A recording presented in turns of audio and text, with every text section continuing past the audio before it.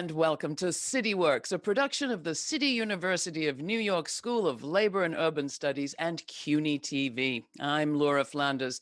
Every month, this program examines a topic central to the lives of working people on the job, in the home, in New York, and in the greater urban landscape. This time, we're going to be hearing from disabled workers. While some of us have recently, thanks to COVID-19, had the experience of living with all sorts of restrictions on our lives, including working from home, many disabled people have been carrying out their jobs at home for years, predating the pandemic. My experience is anything to go by. They are the best life hackers I know. They're the experts, so what can the rest of us learn? Joining me are three outstanding people from this field. Dara Baldwin is Director of National Policy at the Center for Disability Rights, or CDR, a not-for-profit, community-based advocacy and service organization for people with all sorts of disabilities. Sarah F. Rose is a professor at the University of Texas at Arlington, where she directs the university's minor in disability studies, and she's also the author of No Right to Be Idle, The Invention of Disability, which has received, among other awards, the Philip Taft Prize in Labor and Working Class History and the Disability History Association Outstanding Book Award. Also with us, Adjilsa Fernandez, a mental health and disability advocate and activist. Currently, Adjilsa is Advocacy and Policy Senior at the Independence Center of Northern Virginia. And she's a member of the Sylvia Rivera Law Project's shelter organizing team, among other things. Adjilsa, everybody else, thank you so much for joining me. I do think it's helpful to root ourselves in history. And Sarah, I was intrigued by the title of your book. Can you talk about what we think of as disability today and how that concept hasn't always been with us? So, yeah, thank you. It's a great question. I would say that really around 1900, 1920, there's a huge change in policy that shapes how what we think of people as disabilities live and what possibilities they have for work and really to be recognized and paid for work. And basically, people with disabilities have always worked, but there's a real shift how employers and lawmakers think of disabled people. So you said the 1920s. So we're talking a concept that's been around for barely 100 years. Yes, Before that? the idea that people with disabilities are unproductive and they're unproductive citizens. So there's a civic element. They're bad citizens, basically, because they aren't productive. And what were they doing before? Well, actually, the whole time they were working. They were working in asylums. They were caring for family members. They were working in factories. They were self-employed.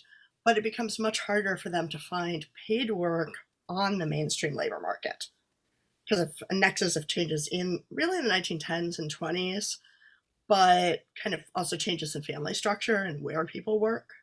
So really a And function of industrialization, capitalization. We'll industrialization, move on, but this is fascinating to me.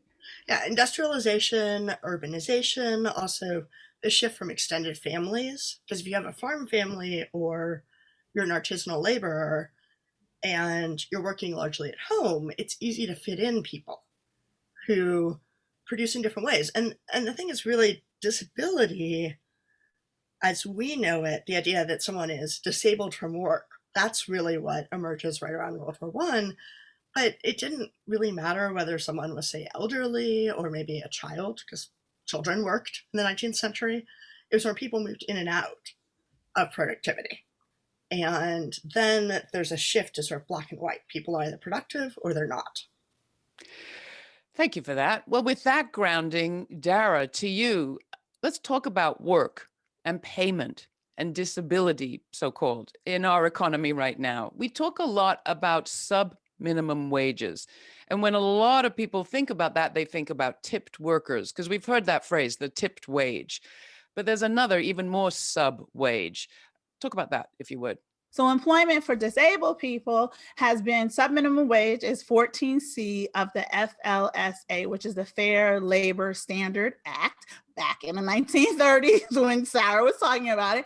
And what they said was that people with disabilities could do work, but we're not going to pay them even a minimum wage. We're going to pay them sub-minimum wage. And many people probably, young people at CUNY, you don't remember this, but us seasoned folks, people used to do piecemeal work. Used to get Sears and Roebuck's catalog, how they wrapped it and they put it in a piece of paper or sent it. Or you stuffed envelopes. When we used to mail letters to Congress, we didn't have email. You actually folded it and put it in an envelope and mailed it.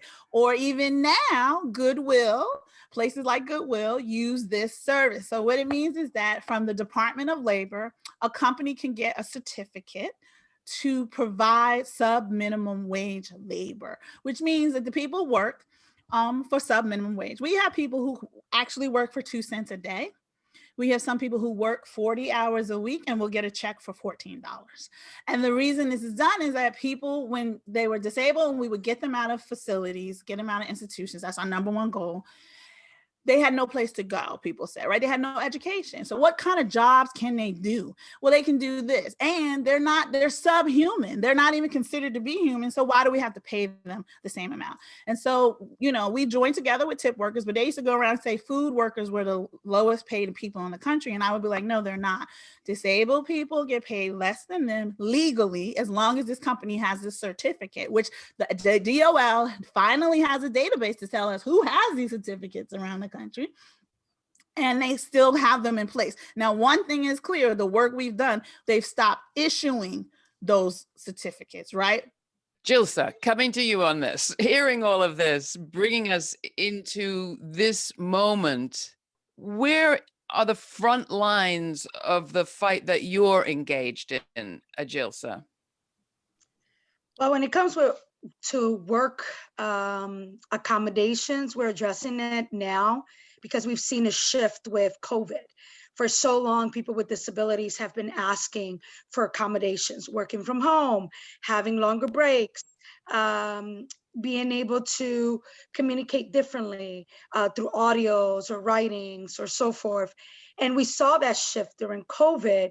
But one of the things we're seeing is as people are re-engaging back to work, we're seeing the workforce go back to pre-COVID and ignore these accommodations, ignore what has been working.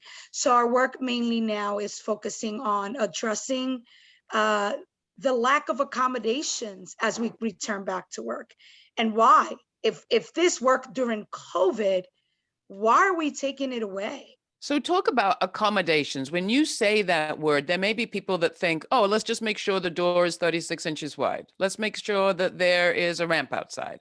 What do you mean?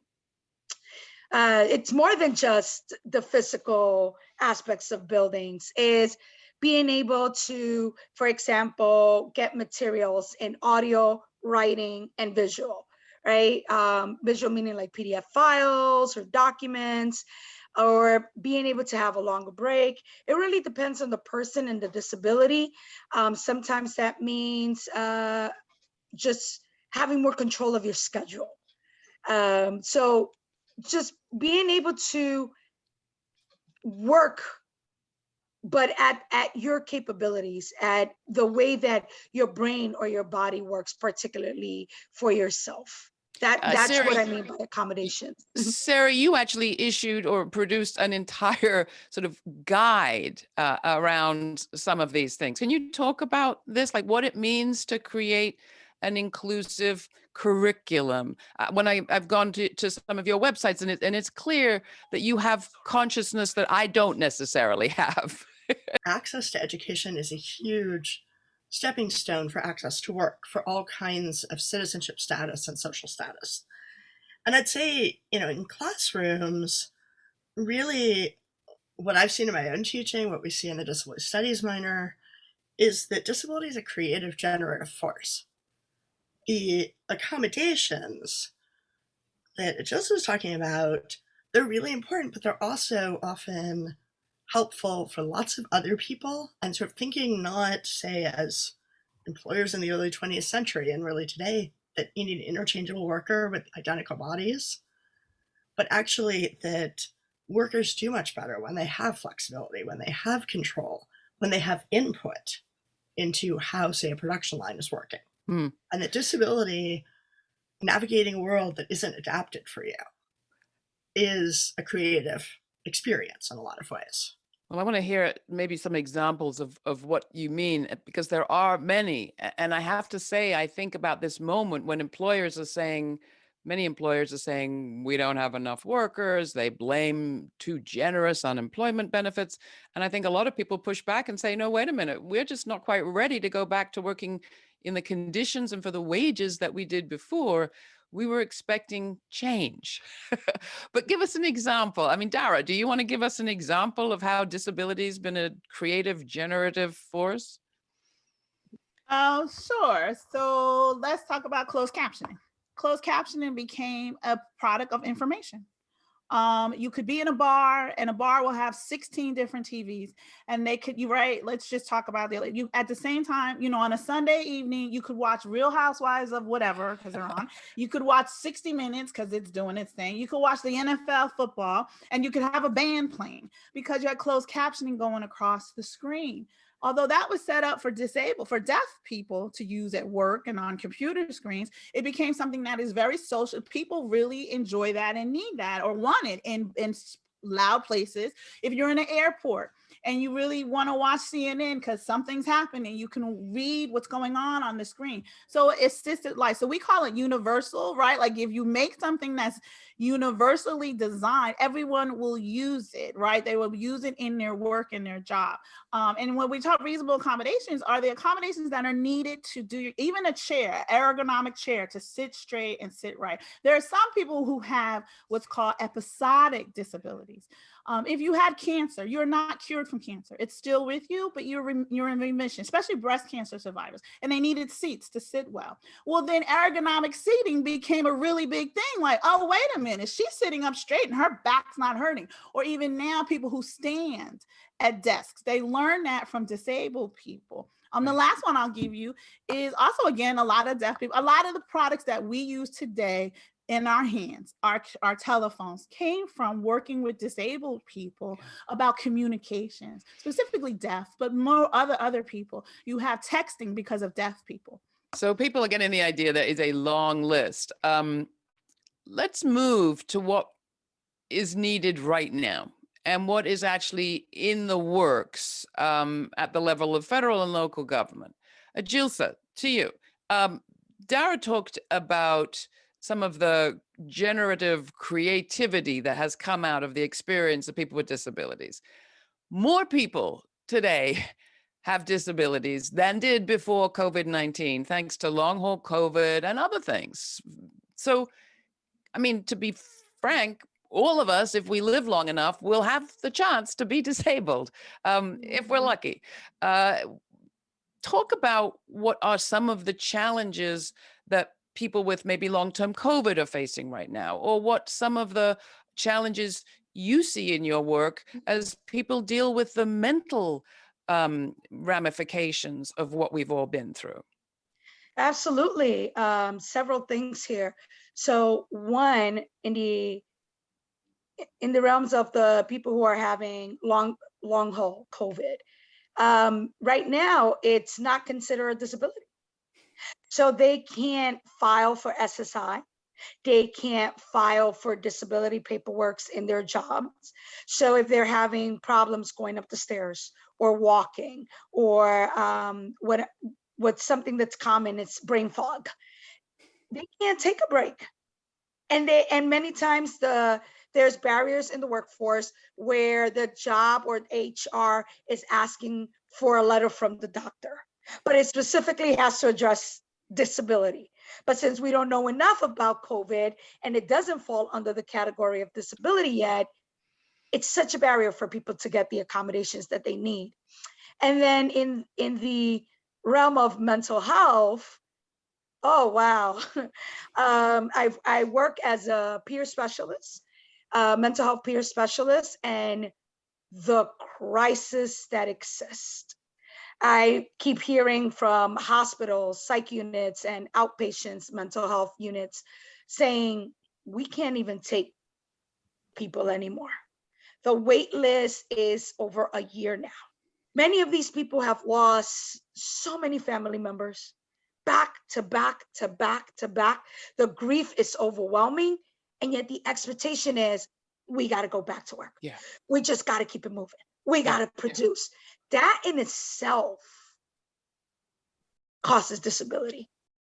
It's the grief, PTSD, depression, suicide ideation, you name it. There's a lot of cause of mental health distress there. And the issue that you raised, Dara, near the beginning about independent living versus institutionalization. While there are some great institutions that work well for some people, there needs to be choice here. Is there choice for people recovering COVID? And what issues are you trying to raise around this question of independent living and nursing homes that have not, in many places, been the perfect or ideal or even close to ideal place to be if you're worried about your health? The process and how people are treated and handled in institutions has never been come to full light because there is no accountability.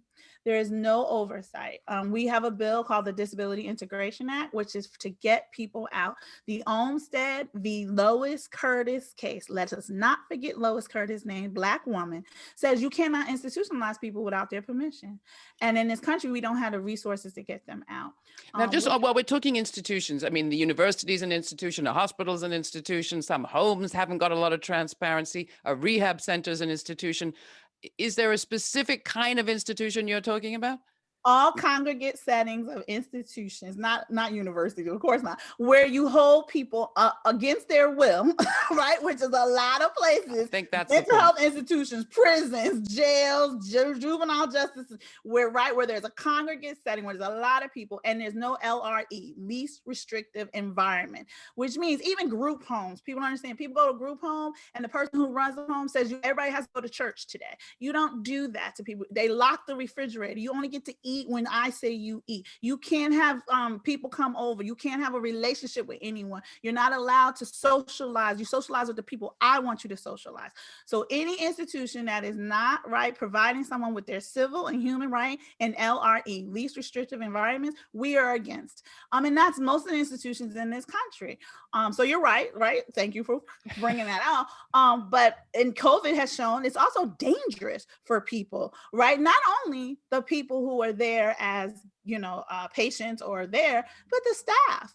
The PPE that was given out to, and don't get me wrong, I love first responders and I love the hospitals and acute care. They did not consider those people acute care. So when the cures money came, it did not cover PPE for people who worked in institutions, for doctors and nurses and people who were doing the same work at these nursing homes, at these prison centers. This country is not doing right by those personal assistants, those clinicians, those directors of those facilities. Talk a bit about policy change that you're both advocating for, concerned about, that you expected, that's coming, that's not coming. Sarah, do you want to start this ball rolling? What I would say is that so often, disability policy has been made really around fear of dependency, and poverty is not actually talked about that much. There's a really close association between having a disability and being in poverty, and often our policies work to keep disabled people in poverty because of this idea that I talked about in my book, that it's more important that, say, Goodwill Industries early on, and today in many ways, that it's more important that someone work, whether they're paid 2 cents or in what were called idiot asylums, and that we still have in Texas, state-supported living centers, that the idea was that they weren't paid at all because they were paying back part of the cost of their confinement. And so their work just wasn't even recognized because of their body, that their body was deemed not really compensable, you could say. So I think one of the really big problems is that when disability policy gets made, it gets made about other things, about ideas about who's having work accidents and families that are dependent, or about trying to prevent veterans from, they shouldn't need a pension. We should get them all back to work because that's morally good. And so a lot of the roots of our disability policy line this fear of dependence rather than actually making policy about disability. Dara, it's the CARES Act. There's the Relief Act. Talk about what legislation is actually actionable right now, because we have a lot of powerful union folks listening and maybe they can take action. Yes, right now you have S53, which is the Raise the Wage Act, which we were talking about, which is introduced by Senator Bernie Sanders, Democrat from Vermont. It passed in the House in February. We're waiting for it to pass in the Senate. We can't get anything done in the Senate. And what the Raise the Wage Act is, as we were saying before, you see my pink sign says vote, that's one fair wage, working to increase the tip workers. We created a coalition of one fair wage, exactly what Joseph was saying, to raise tip workers, to raise that sub-minimum wage. I was gonna say before, not only disabled people, but people who are incarcerated make even less than disabled people, right? So people who are incarcerated need to be making minimum wage and livable wages. And so that's what Raise the Wage would do. It is installed. We need it to pass. We try to do it through the budget resolution. Couldn't do that. We might be able to do it through this next budget resolution. Let's see. Sarah, I'm going to give you the last word. You started us with a sense of history, looking back to how we got here. Dara helped. There's a future scenario that we were just beginning to talk about related to our economy and productivity when COVID hit. I'm imagining that conversation is going to pick up now as we think about a future that we were anticipating then of automation and mechanization, mostly digital at this point, globalization.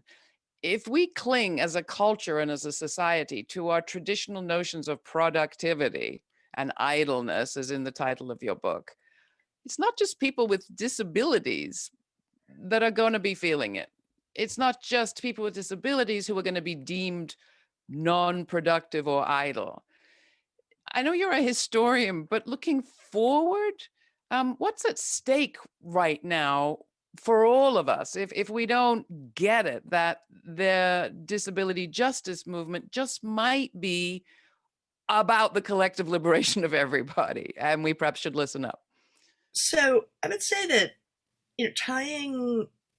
we've begun to untie the links between health insurance and employment, but really we need national health insurance.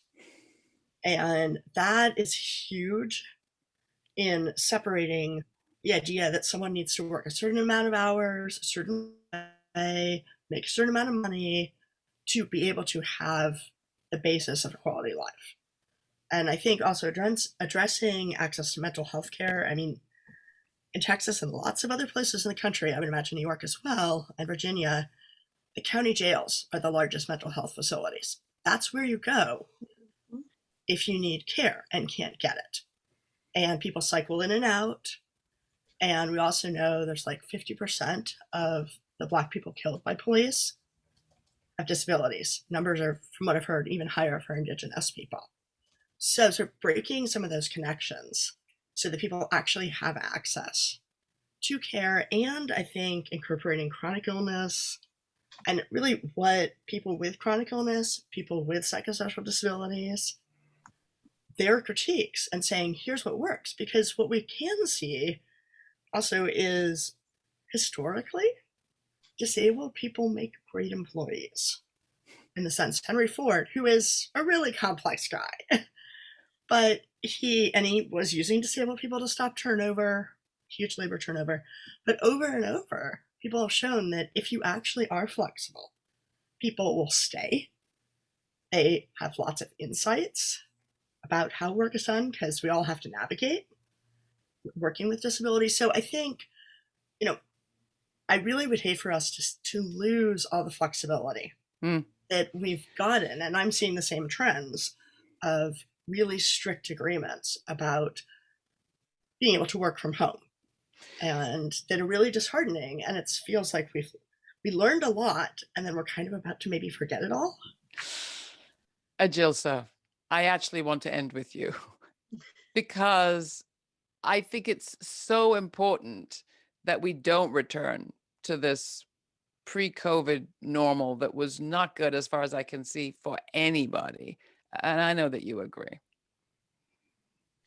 Absolutely. And just as as Sarah was saying, we can't go back. We can't go back. We noticed that working remote, having flexible hours, having other accommodations during the time of COVID has worked. A lot of research came out that employees were happier, more productive. It worked, as Dara was saying prior, it's a universal design. Even though it took into consideration people with disabilities and COVID, it really helped everybody. Everybody, it's a universal design. So to go back as if this didn't happen and it didn't work, I don't know, it's something, it's not just I'm having a hard time, but our society as a whole is having a hard time understanding why anyone will want to go back to something that was unsuccessful. All right, thank you both. I mean, all of you. I really have appreciated this conversation. You've opened up a lot of ears and eyes and thoughts and minds. So thank you so much, Dara Baldwin, Agilsa Fernandez, Sarah Rose. I'm Laura Flanders for CityWorks. Thanks for joining me.